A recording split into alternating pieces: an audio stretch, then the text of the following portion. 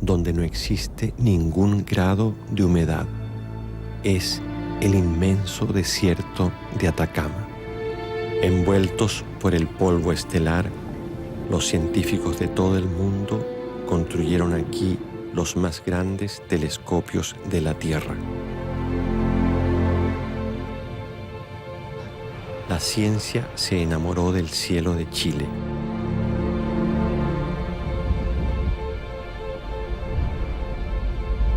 Al final eso es, digamos, encontrar el origen del ser humano, del planeta y del sistema solar.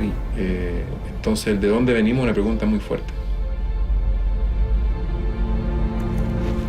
Que ojalá los telescopios no miraran solo al cielo, sino que pudieran traspasar la Tierra para poderlos ubicar.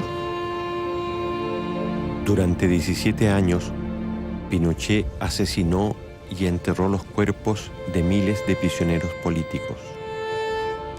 Las mujeres que buscan a sus muertos exigen respuesta de los que hicieron desaparecer a sus muertos. Los que tienen memoria son capaces de vivir en el frágil tiempo presente. Los que no la tienen no viven en ninguna parte.